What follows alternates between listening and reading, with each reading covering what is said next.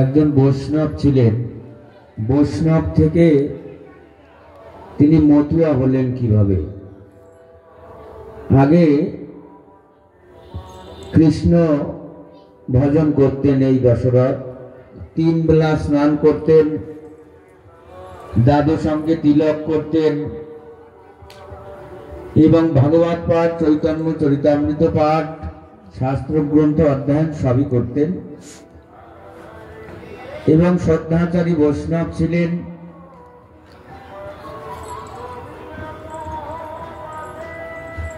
এইভাবে চলতে চলতে তার একদিন পালা জ্বর হয়েছিল। 3 বেলা স্নান করত, শ্রদ্ধাচারী বৈষ্ণব। এমনি করতে করতে তার পালা জ্বর আক্রান্ত করলো। সেই পালা জ্বর আক্রান্ত করার পরে হরিচাঁদ ঠাকুরের কাছে গিয়েছিল। যাওয়ার পরে সে মতুয়া হলো, সেই দশরথ। দশরথ নামে সাধু পদ্মবিলাবাসী, তত্ত্বজ্ঞানী হরি নামে মর্তয়াহরনিশি, সত্যবাদী জিতেন্দ্রিয় পুরুষ রতন, করে একাদশী ব্রত তুলসী সেবন। তিনি সন্ধ্যামালা জপ তিলক ধারণ, হরি নাম ছাপায় অঙ্গে অতি সুশোভন। নিত্য নিত্য প্রাতকৃত স্নানয়াদি তর্পণ, গুরু পূজা কৃষ্ণ পূজা নৈবেদ্য অর্পণ। পক্ষে পক্ষে একাদশী শ্রীহরি বাসর, স্তব পাঠ নাম পাঠ নাহি অবসার। চৈতন্য চরিতামৃত পথে ভাগবত, সাধু সেবা মহোৎসব করে অবিরত। তাহলে কেমন বৈষ্ণব? সবসময় সাধু সেবা করে, ভাগবত পাঠ, চৈতন্য চরিতামৃত পাঠ, গীতা পাঠ, কখনো আন কথা বলতো না, সবসময় কৃষ্ণ কথা বলতো, সবসময় হরিনামের মধ্যে থাকতো। তাহলে এন পরম বৈষ্ণব ছিল দশরথ। আর দিবাহারি একে সন্ধ্যা, নাহি দিভোজন, আতপতণ্ডুলয়ন্ন লাবড়া ব্যঞ্জন। তৈল মৎস্য ত্যাগী ভক্ষে দিনে একবার, রাত্রে কিছু ফলাহার কবু অনাহার। হেন মতে সদা করে বিশুদ্ধ ভজন, হরিনাম সংকীর্তনে সতত মগন। দৈবে ব্যাধি যুক্ত লোহ হলো কার্তিকী মাসেতে, জ্বর হয়ে ভুগিলেন কতদিন হতে। সামনে সামনে দিকে সরষে গেল, সামনে অনেক জায়গা রয়েছে,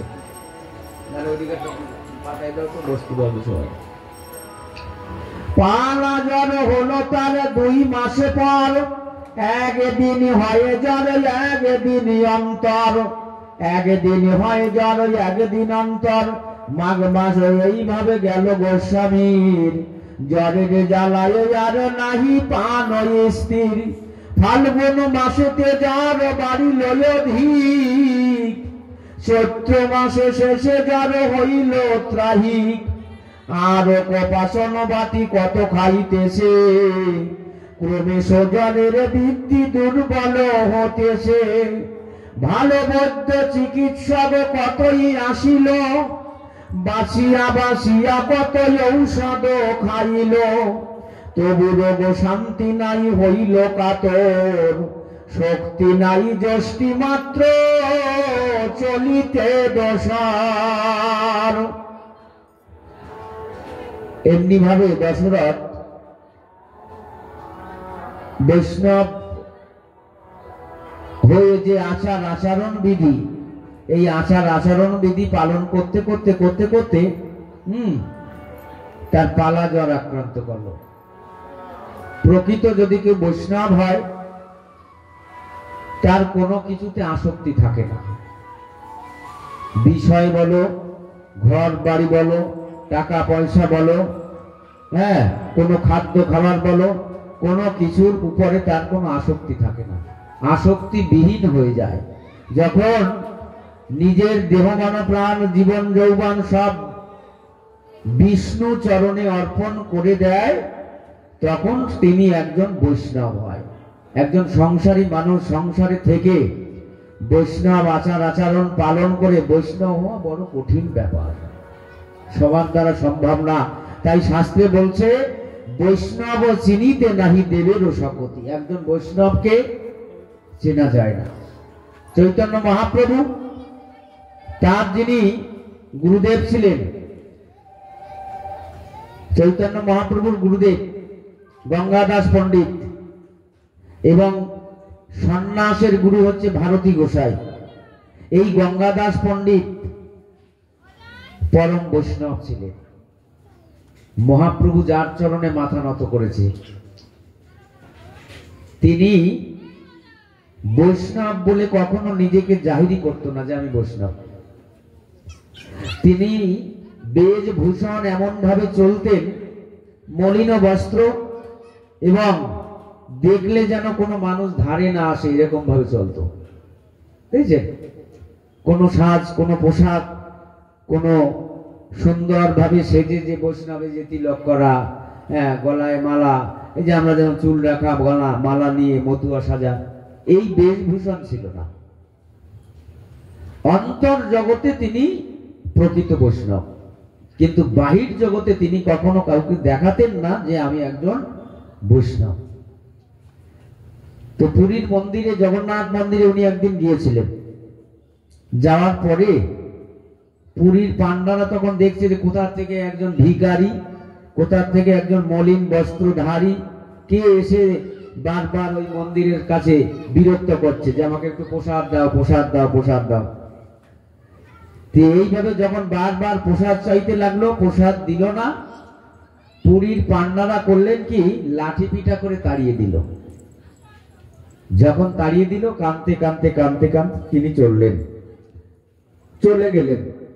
চলে যাওয়ার পরে জগন্নাথ মন্দিরের ভিতর থেকে বলছে জগন্নাথ মহাপ্রভু যে মূর্খের দল পান্ডাদের বলছে যে তোরা তো ভক্ত চিনলি না, সাধু চিনলি না, আজকে আমার ভক্ত, পরম ভক্ত এসেছিল আমার দুয়ারে একটু প্রসাদ পাওয়ার জন্য, তাকে তোরা লাঠি মেরে, হ্যাঁ, আঘাত করলি এবং তাকে তাড়িয়ে দিলি। যা, তাদেরকে যদি প্রসাদ না দিতে পারিস, আজকের মধ্যে তোদের মৃত্যু হবে। তখন সেই পান্ডারা করলেন কি, প্রসাদের থালা হাতে নিয়ে ছুটতে লাগলেন যে বাবাজি, আপনি পরম বৈষ্ণব, আপনাকে চিনতে পারিনি, আপনি দাঁড়ান, আপনাকে প্রসাদ দেব।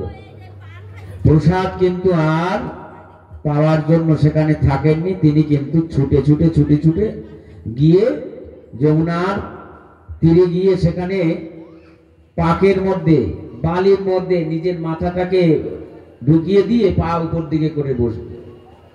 কেন? তিনি কেন এইভাবে থাকলেন? যে পান্ডারা যাতে আমাকে প্রসাদ না দিতে পারে, সেই জন্য তিনি ওই রকম ভাবে থাকলেন। আর যে আমি যে বৈষ্ণব, এই জগতের কোনো মানুষ যেন না জানতে পারে যে আমি বৈষ্ণব। দেখছেন কেমন ভাব, পরিবেশটা কেমন? তাহলে আত্মগোপন করে থাকা। যদি কেউ সাধু হয়, বৈষ্ণব হয়, সে তখন নিজেকে আত্মগোপন করে থাকে সবসময়।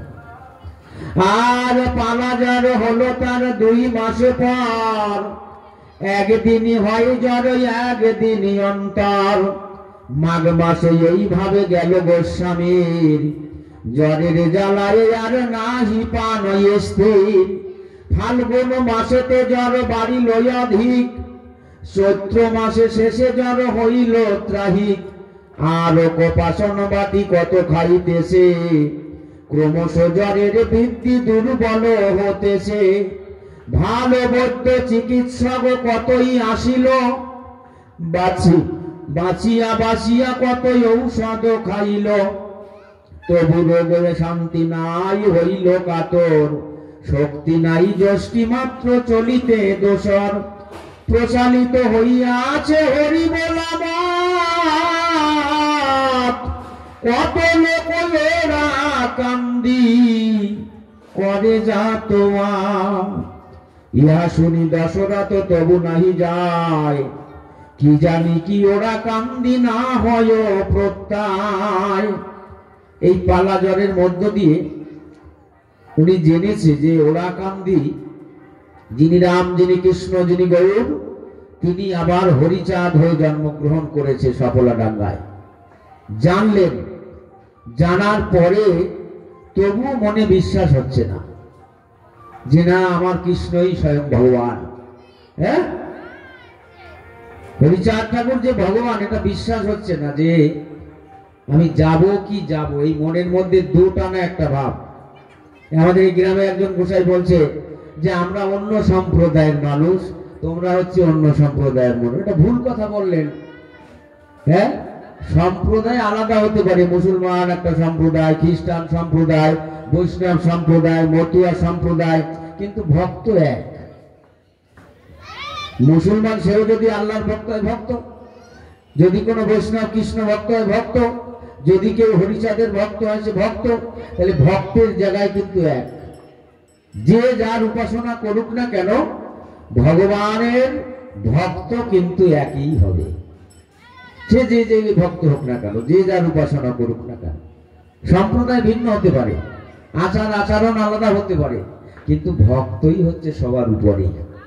এই জন্য ঠাকুর বললেন কি, যে ভক্ত আমার মাতা পিতা, ভক্ত আমার গুরু, এই ভক্ততে নাম রেখেছে আমার বাঞ্ছা কল্পতরু। এই ভক্ত যেদিন খাওয়ায় সেদিন আমি খাই, যেদিন না খাওয়ায় সেদিন আমি উপবাসী যাই। তাহলে ভক্ত সবার উপরে। তাহলে যে যে মতে থাকুক তাতে কোনো দোষ নাই, আগে ছাড়তে হবে তার ছোঁয়াশে বাই। বুঝলেন, ধর্মটা এই জায়গায় বলছে যে আগে ছোঁয়াশে বাইটাকে ছেড়ে দিতে হবে। ছুত মার্গ, ছুত মার্গে কখনো ভগবান পাওয়া যায় না। আপনি যতই আচার আচরণ করুন না কেন, যতদিন মন পরিশুদ্ধ না হবে, চরিত্র পবিত্র না হবে, ততদিন কোনো ভগবানই আপনি পাবেন না। যে হরিচাঁদ হোক, কৃষ্ণ হোক, আল্লাহ হোক, রাম হোক, কালী হোক, যেই হোক না কেন, আগে চরিত্রকে সুন্দর করতে হবে। এই যে হরিচাঁদ ঠাকুরের বাণীতে হরিচাঁদ ঠাকুর বলছে, পবিত্র চরিত্রের ব্যক্তির প্রতি জাতিভেদ করিবে না। পবিত্র ব্যক্তিই হচ্ছে একজন ভক্ত, সাধু। মদ গাঁজা তাস দাবা করিবে না চুরি, এই যে ঠাকুর গুরুচাঁদের বাণী আমরা এই দেখেন, এই যে ব্যানারের মধ্যে লেখা আছে। গুরুচাঁদ ঠাকুর বলছে তাস দাবা জুয়া মদ গাঁজা এগুলো পরিত্যাগ করবে। কেন? এগুলো যদি তুমি করো তাহলে তুমি কোনোদিনই ভগবানের ভক্ত হতে পারবে না। তাহলে এগুলোকে আস্তে আস্তে তোমার পরিত্যাগ করতে হবে, ছেড়ে দিতে হবে। এই যে কালী পুজো করছে, একে মদ খাবে না? হ্যাঁ, দুর্গা পুজো হচ্ছে, মদ খাচ্ছে না? তাহলে কালী পুজো দুর্গা পুজোর সময় মদ খেয়ে ঢোলাঢোলি নাচানাচি, এতে কি হয়? এতে কি হচ্ছে? এতে কোনো মানুষের সংস্কার হচ্ছে? এতে কোনো মানুষের ভালো হচ্ছে? এতে মানুষের কোনো মঙ্গল হচ্ছে? মঙ্গল হয় কিসে? সৎ পথে থাকলে, ভালো পথে থাকলে, সুন্দরভাবে জীবন যাপন করলে, হ্যাঁ, ঠাকুরকে ভালোবাসলে, সাধুগুরু বৈষ্ণবকে ভালোবাসলে, সুন্দরভাবে চললে, ঠাকুরের বাণী নীতি আদর্শগুলো মেনে চললে, তাহলেই সে একদিন এই জগৎ ছেড়ে যখন চলে যাবে, সে একদিন ভগবানের কাছে সান্নিধ্যে লাভ করবে, ভগবানের কাছে পৌঁছাতে পারবে। কি পরকালটা তার যাতে ভালো হয়, সুন্দর হয়, এই জন্য হরি নাম কৃষ্ণ নাম করা, এই জন্য সাধু সঙ্গ করা। কত লোক ইহা শুনি দশরথ তবু নাহি যায়, কি জানি কি ওরা পায় অঙ্গি না হয় প্রত্যয়। যারা যায় তারা কয় হরি আবির্ভূত, শ্রীকান্ত হয়েছে এবে যশমন্ত সুত। তাহলে যারা যাচ্ছে ওরা কান্দিতে, তারা হরিচাঁদ ঠাকুরের কৃপায় রোগ মুক্ত হচ্ছে। কত মা বন্ধা মা তাদের সন্তান ঠাকুর দিচ্ছে, কত মানুষ রোগ ব্যাধিগ্রস্ত, তাদের রোগ ব্যাধি ভালো হয়ে গেছে ঠাকুরের কৃপায়। মরা মানুষ পর্যন্ত হরিচাঁদ ঠাকুর বাঁচিয়েছে, মরা গরু পর্যন্ত বাঁচিয়েছে। নিজের বাড়িতে হরিচাঁদ ঠাকুরদের নিজের বাড়িতে একটা গরু গাভী মারা গেল। মারা যাওয়ার পরে হরিচাঁদ ঠাকুরের দাদা কৃষ্ণদাস, যিনি বলরাম, যিনি বিশ্বম্ভর আর বিশ্বরূপ দুই ভাই ছিল, তারাই আবার সেই হরিচাঁদ এবং কৃষ্ণদাস। গৌরাঙ্গ মহাপ্রভুর দাদাকে বিশ্বম্ভর, বিশ্বরূপ, আর নিমাইয়ের ছোটবেলার নাম বিশ্বম্ভর। তাহলে বিশ্বরূপ আজকে হরিচাঁদ ঠাকুরের দাদা হলো কৃষ্ণদাস। এই যে আমরা বন্দনা গাছি, জয় জয় হরিচাঁদ জয় কৃষ্ণদাস, সেই বলরাম, সেই বিশ্বরূপ, এইবার কৃষ্ণদাস হলো। আর সেই গৌরাঙ্গ, সেই হরিচাঁদ ঠাকুর সফলাডাঙ্গায় লীলা করলেন। তাই দশরথ মনে মনে চিন্তা করছে যে আমি কি করব, যাব কি যাব না। তাহলে শ্রীকান্তকে, কৃষ্ণের এক নাম হচ্ছে শ্রীকান্ত, তাহলে সেই শ্রীকান্তই এবার যশবন্তের পুত্র হরিচাঁদ হয়ে জন্মগ্রহণ করলেন।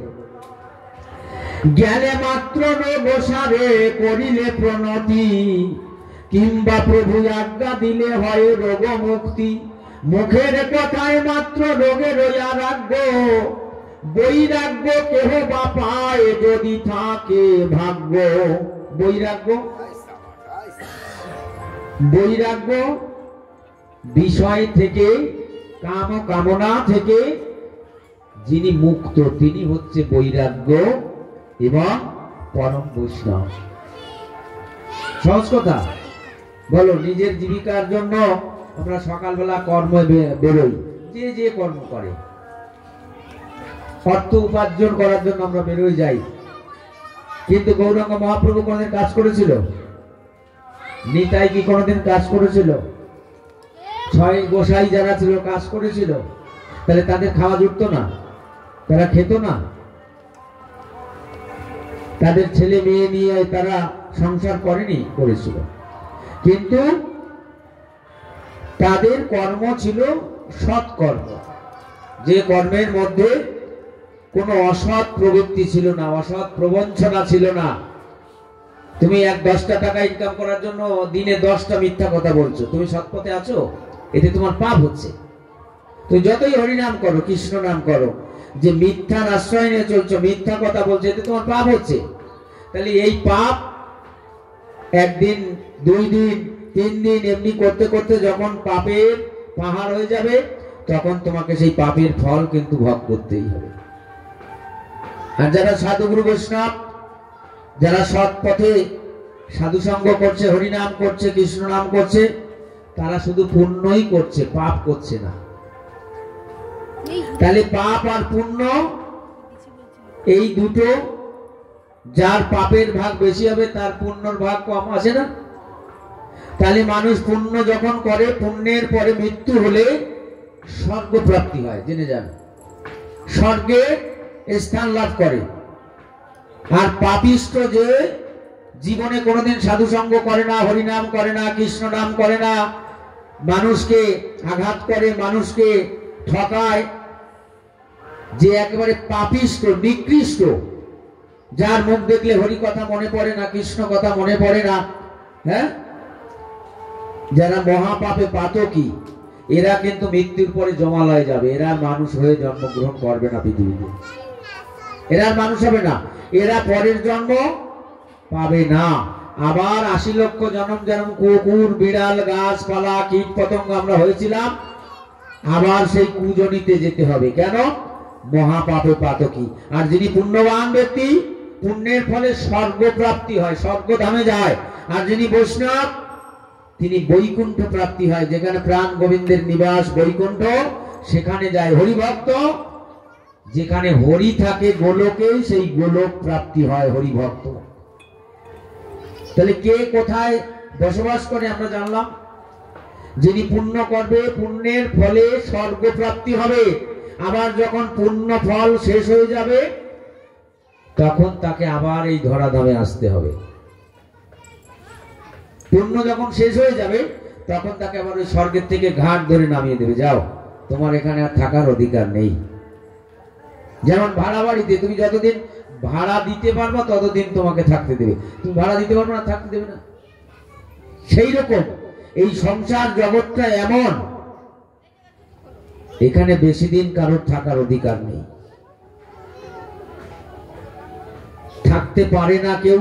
কেউ অমর হয়ে আসেনি, কিন্তু যে কটা দিন থাকবো এই জগতে সেই কটা দিন একটু ভাবতে হয় যে আমি কেন এসেছিলাম জগতে, আর কেনই বা আমাকে পাঠালেন ভগবান এই জগতে, কিসের জন্য পাঠিয়েছে, আমি কি করতে এসেছি, আমার কর্তব্য কি, আমার কাজ কি, আমি কোথায় ছিলাম, আমি কোথায় ছিলাম, তুমি আমি আপনি প্রত্যেকে কোথায় ছিলাম। শাস্ত্র কি বলছে, হয় ধামানি অমৃত সপুত্র, আমরা সবাই অমৃতের সন্তান, আমরা সবাই প্রাণ গোবিন্দ শ্রীহরি মহাবিষ্ণুর সন্তান, কিন্তু আমরা কি তার কাছে ফিরে যেতে পারবো? এমন কোন কর্ম কি করেছি আমরা তার কাছে ফিরে যাব? কথা বলবে না। দেখা যাচ্ছে এই যে আমাদের এখানে রাসের মেলা হচ্ছে, মা এবং ছেলে দুইজন ছোট্ট ছেলেকে নিয়ে মা রাসের মেলায় গেলেন। যাওয়ার পরে কি হচ্ছে, ওই মেলা দেখতে দেখতে দেখতে দেখতে মায়ের হাত ছেড়ে ছেলে হারিয়ে গেছে মেলায়। এখন মেলায় হারিয়ে যাওয়ার পরে মা খুঁজছে ছেলেকে আর ছেলে খুঁজছে মাকে। কথাটা ভালো করে লক্ষ্য করবেন।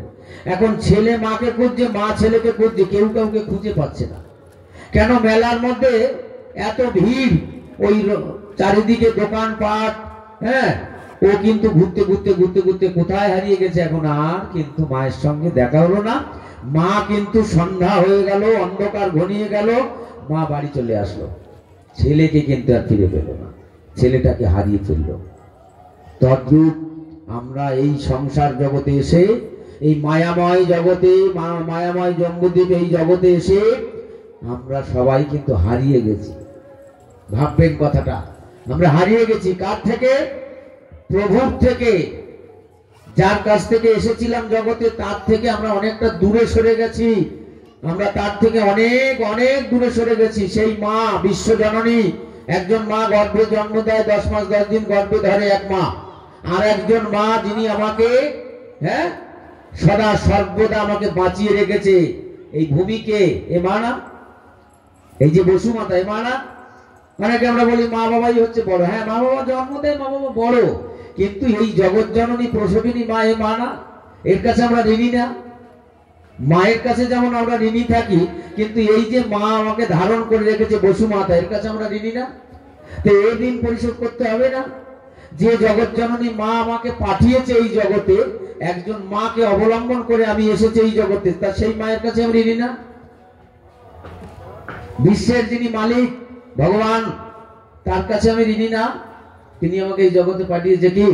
তাহলে তার কাছে আমি যেতে পারবো কি পারবো না, এটা ভাববেন যে আমি পারবো কি সেখানে পৌঁছাতে। আমি তো মায়ার সংসারে, মায়া মোহের মধ্যে আবদ্ধ হয়ে গেছি। সকাল থেকে ঘুম থেকে উঠে পেটের চিন্তা, টাকার চিন্তা, সকাল থেকে সারাদিন আমি অর্থ উপার্জন করব, এই চিন্তা করতে করতে করতে করতে আমার বয়স বাড়ছে, চোখে কম দেখছি, কানে কম শুনছি, আস্তে আস্তে আস্তে আমার লাঠি ভর করে চলতে হবে, দুদিন পরে আমি চলে যাব, ব্যাস শেষ। কি জগতের কোনো মানুষ জানলো না যে আমি পৃথিবীতে এসেছিলাম? কি 10টা মানুষ যদি জগতের বলে না যে ওই মানুষটা ভালো ছিল, ওই মানুষটা যদি আমাদের গ্রামে থাকতো, তাহলে আমাদের গ্রামের হয়তো মঙ্গল হতো, আমাদের ভালো হতো। আর কোনো কোনো মানুষ মারা গেলে কেউ কেউ বলে শালা মরছে না, ভালো হয়েছে। কেন? ও শালা মাতাল ছিল তো, সারাদিন মদ খেত, মানুষের অনিষ্ট করত, কোনো কাউকে সম্মান করতো না, ভালোবাসতো না, কোনো ভালো কাজ করেনি জীবনে, মরেছে না, ভালো হয়েছে, আরো 2 দিন আগে মরলে ভালো হতো। আর কোনো মানুষ যদি মারা যায়, কেউ কেউ বলে না সত্যি মানুষটা খুব ভালো ছিল, উনি যদি বেঁচে থাকতো আরো কয়েকদিন, আমাদের গ্রামের মঙ্গল হতো, আমাদের ভালো হতো। তাহলে এটা প্রত্যেকটা মানুষের মুখের থেকেই আমরা রেজাল্ট পেয়ে যাচ্ছি যে কে কেমন কর্ম করছি এবং কে কিভাবে পরের জন্মটা আমরা লাভ করতে পারবো। তাহলে ভগবানের সান্নিধ্য পাওয়া সবার ভাগ্যে হয় না, ভগবানের কাছে সবাই পৌঁছাতে পারে না। একমাত্র পারে সেই যার সৌভাগ্য হয়েছে, পিতামাতার আশীর্বাদে, সাধুগুরু বৈষ্ণবের কৃপায় যিনি মুক্ত হয়েছে। মুক্ত জীব, জীব কয় প্রকার আছে? যেমন স্থূল জীব, তটস্থ জীব, ভূমক্ষ জীব, বদ্ধ জীব, সূক্ষ্ম জীব, হ্যাঁ, মুক্ত জীব, এরকম 5 প্রকারের জীব আছে। তাহলে সূক্ষ্ম জীব যারা সূক্ষ্ম জগতে চলে। হীরামন পাগল, হ্যাঁ, এই হীরামন পাগল জলের মধ্যে হাঁটতে পারত। হরিচাঁদ ঠাকুরের একজন অনুরাগী ভক্ত ছিল, যিনি ত্রেতা যুগে ছিল হনুমান, আর গৌরাঙ্গ অবতারে যিনি মুরারি গুপ্ত। সেই মুরারি গুপ্ত, সেই হনুমান এইবার হরিচাঁদ ঠাকুরের ভক্ত হলো, নাম হয়েছে হীরামন পাগল। এই হীরামন পাগল জলের উপর দিয়ে হাঁটতে পারত। এই হীরামন পাগল শূন্যে উড়ে বেড়াতে পারত। তাহলে কেমন ভক্ত? তাহলে এই ভক্ত সূক্ষ্ম জগতের ভক্ত, ইনি সূক্ষ্ম জগতে চলত। তাহলে মুক্তি, মোক্ষজীব, মুমক্ষজীব, বদ্ধজীব। বদ্ধজীব যেমন পাতকুয়ার ভেতরে জল থাকলে সেই জল কখনো সাগরে পৌঁছাতে পারে? পারে? পারে। কখন পারে? যখন প্রলয় হয়, বন্যা হয়, তখন কিন্তু ওই নর্দমার জল, ড্রেনের জল, খালের জল, বিলের জল, পাতকুয়ার জল, এই জল কিন্তু ওই আস্তে আস্তে আস্তে আস্তে ভেসে ভেসে ভেসে ভেসে সাগরে পৌঁছে যায়। আর যদি বন্যা না হয়, প্রলয় না হয়, ওই ড্রেনের জল ড্রেনেই থাকবে, পাতকুয়ার জল পাতকুয়ায় থাকবে, ও পৌঁছাতে পারবে না। তার সংসারটা পাতকুয়ার মতো। পাতকুয়ার মধ্যে তুমি পড়ে আছো, আমি পড়ে আছি, এখান থেকে বেরোনোর কিন্তু সহজ না। সাগর হচ্ছে প্রাণ গোবিন্দ শ্রীহরি, তিনি হচ্ছে সাগর, আর আমি হচ্ছি পাতকুয়ার মধ্যে বদ্ধ জীব। পাতকুয়ার মধ্যে জল যেমন বদ্ধ হয়ে থাকে, পাতা লতা পড়ে সেখানে পচে গলে থাকে, সেই জল দুর্গন্ধ হয়, কেউ ব্যবহার করে না। তা কিছু কিছু মানুষ যারা বদ্ধ জীব হয়, তাদেরকে মানুষ স্পর্শও করে না। যে সকালবেলা ঘুমের থেকে উঠে গোবিন্দ, ওর সাথে যেন আমার দেখা না হয়। কি শাস্ত্র কি বলছে? যার মুখ দেখলে হরি কথা, কৃষ্ণ কথা মনে পড়ে, যার মুখ দেখলে গোবিন্দের কথা, শ্রীহরির কথা মনে পড়ে, তাকে বারবার দেখতে ইচ্ছা করে। আর যার মুখ দেখলে হরি কথা, কৃষ্ণ কথা মনে পড়ে না, তার মুখপানে তুমি কখনো চাইবে না, কখনো তার মুখের দিকে তাকাবে না। দেখেছো শাস্ত্র কি বলছে? গীতা, ভাগবত কি বলছে? আর যে মুখ থেকে হরি কথা হয়, কৃষ্ণ কথা হয়, তাকে যদি একটা কিছু সেবা করাও, তুমি যাই করো, একটা বাতাসাও যদি খাওয়াও, এক গ্লাস জলও দাও, তাতে তুমি পুণ্য করবে। এই যে আজকের এখানে এই যে আমাদের কোড়া পশ্চিম সর্দারপাড়া, এখানে আজকে যে মহোৎসব, এখানে কত দূর দূর থেকে দেখো ভক্ত আসবে। কোথায় বসিরহাট থেকে, হ্যাঁ, কোথায় দমদম থেকে, বিভিন্ন এলাকা, সে হুগলি থেকে, বিভিন্ন জায়গা থেকে, দূর দূর থেকে সাধু গোসাই পাগল তারা আসবে। তাহলে আপনি পারবেন আপনার বাড়িতে 1000 ভক্ত সেবা করাতে? পারবেন? পারবেন না। কিন্তু আজকের এই মহোৎসবে যদি আপনি 5 কেজি চাল দেন, 100 টাকা দেন, ওই 5 কেজি চাল 100 টাকায় আপনার এই ভক্তগুলো সেবা করতে পারবে। আর যদি 1000 ভক্ত আপনি বাড়িতে সেবা করতে নিয়ে যান, পারবে না 1000 টাকায়, 2000 টাকাও পারবে না। পারবে? কিন্তু এখানে আপনি 100 টাকা দিলে অংশীদার হয়ে গেলেন, যে এই মহোৎসবে আমি অংশীদার থাকলাম, আমার 100 টাকায় অন্তত 1000 সাধু গুরু বৈষ্ণব সেবা করবে। দেখেছেন কত সহজ? তাহলে এই সাধুগুরু বৈষ্ণব দর্শন করা মাত্রে শাস্ত্র বলছে, সাধুর দর্শনে যায় মনের ময়লা, পরশনে হয় প্রেম বরিশন। সাধুর সঙ্গেতে প্রাণ জুড়ায় রে, সাধুর সঙ্গেতে প্রাণ জুড়ায়। সাধু সঙ্গ করলে প্রাণ জুড়াবে। আজকে সন্ধ্যের পরে যখন হরিনাম করতে করতে দল আসবে, হ্যাঁ, রাত্রি 10টা 11টা 12টা পর্যন্ত এই গ্রামটা পুরো নিস্তব্ধ হয়ে যাবে। হরিনামের ধ্বনিতে এবং জয়ের ডঙ্কা কাসর বাজাতে এই গ্রামের অমঙ্গল দূরীভূত হবে, এই গ্রামের মানুষ মঙ্গলে থাকবে, এই গ্রামের মানুষ যাতে ভালো থাকবে। আজকের সেই জন্যই কিন্তু এই মহোৎসব, হরিনাম সংকীর্তন। কিন্তু এই কথা, এই মহোৎসবের এই যে মূল্যবান কথা, সবাই মূল্য দেয় না। আর সবার দ্বারাই কিন্তু এই মহোৎসবের কর্ম হয় না, ভাগ্যে জুটে না। আছে অনেক মানুষ, আমারই অনেক শিষ্য ছেলেরা আছে যারা এই বাড়ির পাশেও আছে, অথচ এসে তারা এই মহোৎসবে অংশগ্রহণ করতে পারছে না। অথচ দূর দূর থেকে ছেলেরা এসে এই মহোৎসবে কাজ করছে, তারা কিন্তু পুণ্য নিয়ে বাড়ি চলে যাচ্ছে, কিন্তু বাড়ির পাশে থেকে পাপ করে বেড়াচ্ছে। কি যেমন প্রদীপের নিচে অন্ধকার, প্রদীপ জ্বলছে কিন্তু তার নিচটা তো অন্ধকার। বাড়ির পাশে থাকলে, গুরুদেবের সঙ্গে থাকলেও কখনো সে পুণ্যবান হয় না। কর্ম করে তারপরে কৃপা লাভ করতে হয়। গুরু কর্ম না করলে সে কখনোই কিন্তু গুরু কৃপা পাবে না। পাবে না কি পাবে? তুমি যদি কর্ম না করো, হ্যাঁ, এখানে এসে তুমি একটু ভক্ত সেবার জন্য যদি কর্ম না করো, সাধু সেবার জন্য কর্ম না করো, কিছু না কিছু কর্ম তোমাকে করতেই হবে। তাহলে কর্ম করার পরেই কিন্তু কৃপা। একালব্য, অর্জুন, পঞ্চপাণ্ডব, দুর্যোধন, এরা 100 ভাই, সবাই গুরু করলেন কাকে? দ্রোণাচার্যকে। আর এই একালব্য শূদ্রের ছেলে বলে একালব্যকে দীক্ষা দেয়নি।